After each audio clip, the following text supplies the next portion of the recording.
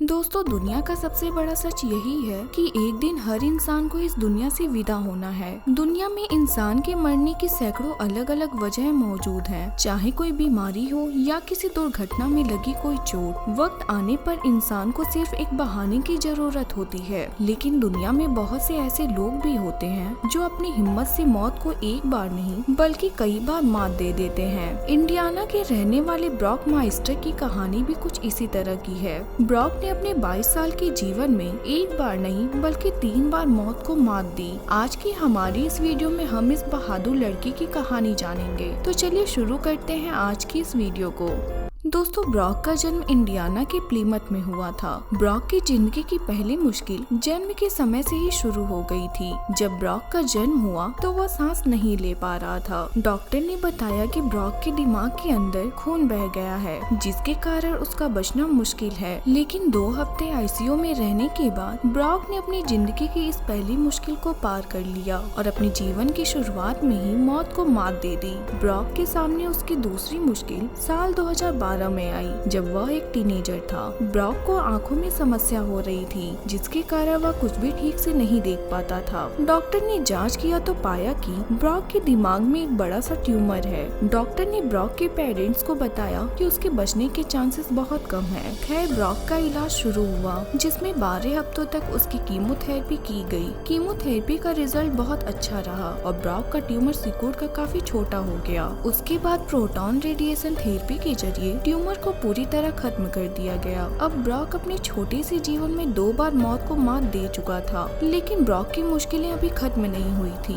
उसको अभी अपनी जिंदगी की सबसे बड़ी मुश्किल का सामना करना था। ब्रॉक की उम्र अब 22 साल हो चुकी थी और अन्य लड़कों की तरह उसको भी अपने दोस्तों के साथ मस्ती करना बहुत अच्छा लगता था। एक रात ब्रॉक अपने दोस्तों के साथ डिनर करने के बाद कार से अपने दादा दादी के घर की तरफ निकला। ब्रॉक कार की पैसेंजर सीट पर बैठा था, जबकि उसका एक दोस्त कार ड्राइव कर रहा था। सर्दी का मौसम था और सड़क पर काफी बर्फ पड़ी हुई थी। ब्रॉक के फ्रेंड ने गलती से कार का एक टायर चिकनी बर्फ पर चढ़ा दिया, जिससे कार पूरी तरह असंतुलित हो गया। कार की रफ्तार बहुत तेज थी, जिसके कारण कार ने सड़क पर कई पलटियां खाई और फिर सीधी होकर रुक गई। ब्रॉक के दोस्तों को कोई चोटें नहीं आई थी और उन्होंने सोचा कि ब्रॉक भी ठीक ही होगा, लेकिन जब उन्होंने ब्रॉक की तरफ देखा तो पाया कि उसको काफी चोटें आई थीं और वह दर्द से करा रहा था। ब्रॉक के दोस्त उसकी ये हालत देखकर बुरी तरह डर गए और उन्होंने तुरंत इमरजेंसी सर्विस को फोन कर दिया। ब्रॉक ने अपनी गर्दन को अपने हाथों से पकड़ा हुआ था और वह दर्द से करा रहा था। उसने कार से बाहर आने की कोशिश की, लेकिन उसके दोस्तों ने उसे ऐसा करने से रोक लिया और उससे कहा कि मेडिकल टीम के आने तक वह ऐसा ही बैठा रहे। उसके दोस्तों को इस बात का कोई अंदाजा नहीं था कि उनका ऐसा करना ब्रॉक की जान बचा लेगा। ब्रॉक के एक दोस्त ने उसके अन्य दोस्तों को बताया कि जब कार पलटी तो ब्रॉक का आधा शरीर खिड़की से बाहर निकल गया था। इमरजेंसी सर्विस को बुलाने के साथ ही ब्रॉक के दोस्तों ने उसके घर पर भी फोन कर दिया था। कुछ देर में मेडिकल टीम और ब्रॉक के पेरेंट घटना स्थल पर पहुंच गए। मेडिकल टीम ने बेहद सावधानी से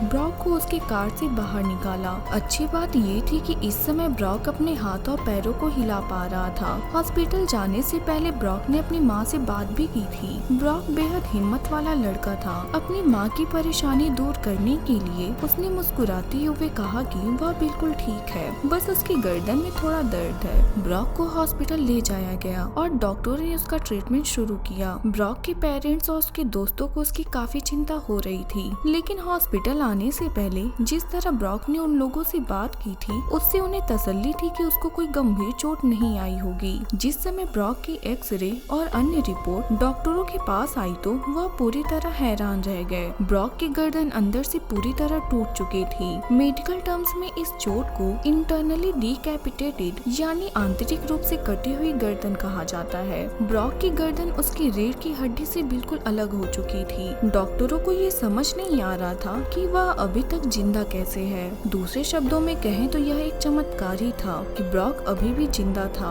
और न सिर्फ जिंदा था बल्कि होश में भी था। डॉक्टरों डॉक्टरों ने तुरंत ब्रॉक के पेरेंट्स को उसकी चोट की गंभीरता के बारे में बताया और साथ में यह भी कहा कि ज्यादातर मामलों में यह चोट जानलेवा साबित होती है। यह बात सुनने के बाद ब्रॉक के पेरेंट्स की चिंता और भी ज्यादा बढ़ गई। ब्रॉक को जो चोट लगी थी वह बेहद दुर्लभ थी। इस चोट में गर्दन के वो लिगामेंट्स टूट जाते हैं जो सर से जुड़े होते हैं। इस चोट के लगने के बाद गर्दन को किसी भी प्रकार से हिलाना या घुमाना इसको और ज्यादा गंभीर बना देता है, जिससे ब्रेन स्टेम डैमेज हो जाता है और इंसान की मौत हो जाती है। इसके अलावा यह चोट दिमाग के उस हिस्से को भी नुकसान पहुंचा सकती है जो हमारे फेफड़ों और दिल को कंट्रोल करता है, जिसका नतीजा चोट लगने वाले इंसान के फेफड़े और दिल काम करना बंद कर देते हैं, जिससे उसकी मौत हो जाती है। यह चोट लगने के बाद पैरालाइज हो जाना और कोमा में चले जाना बिल्कुल आम बात है, लेकिन जो ब्रॉक के साथ हुआ वह बेहद दुर्लभ था। वह अभी तक इन सभी समस्याओं से बचा हुआ था।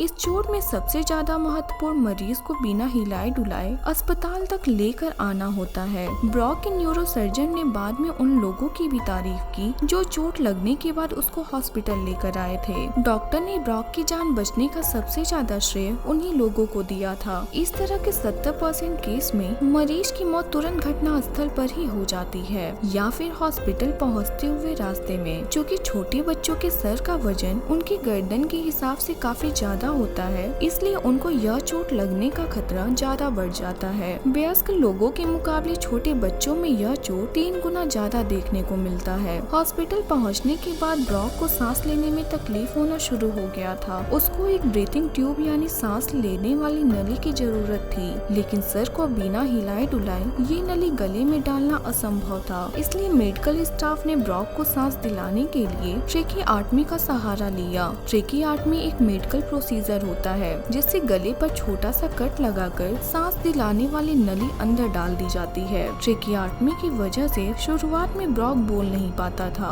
इसलिए वह व्हाइट बोर्ड पर लिखकर अपनी बात बताता था। कुछ समय बाद उसकी गर्दन में स्पीकिंग वॉल्व भी लगा दिया गया, जिसकी मदद से ब्रॉक फिर से बोलने लगा। हॉस्पिटल के न्यूरोसर्जन डॉक्टर कासिफ शेख को जब ब्रॉक के बारे में बताया गया तो वह तुरंत हॉस्पिटल पहुंचे। डॉक्टर शेख जानते थे कि ब्रॉक की जान बचाने के लिए उन्हें जल्दी कोई कदम उठाना होगा। उन्होंने ब्रॉक की सर्जरी करने का डिसीजन लिया, लेकिन इतनी बड़ी सर्जरी करने के लिए ये हॉस्पिटल बहुत छोटा था। ब्रॉक की कंडीशन के हिसाब से उसको सर्जरी के लिए दूसरे हॉस्पिटल ले जाना जानलेवा साबित हो सकता था, इसलिए डॉक्टर शेख ने अपनी जानकारी के बड़े अस्पतालों से इस सर्जरी में इस्तेमाल होने वाले विशेष उपकरण मंगवाए। साथ ही उन्होंने अपने न्यूरोसर्जन दोस्त से यह रिक्वेस्ट किया कि वह इस सर्जरी में उनकी मदद करें। सभी इंतजाम होने के बाद आखिरकार ब्रॉक की सर्जरी शुरू हुई। ब्रॉक को सर्जरी की पोजीशन में लाने में ही 1.5 घंटे का समय लग गया था। दोनों न्यूरोसर्जन धीरे धीरे ब्रॉक की रीढ़ की हड्डी को उसकी सही पोजीशन में ला रहे थे। घंटों के बाद जब ब्रॉक की रीढ़ अपनी सही पोजीशन में आ गई तो असल सर्जरी शुरू हुई। डॉक्टर शेख ने ब्रॉक की टूटी गर्दन को जोड़ने के लिए स्कल प्लेट, रोड और स्क्रू का इस्तेमाल किया।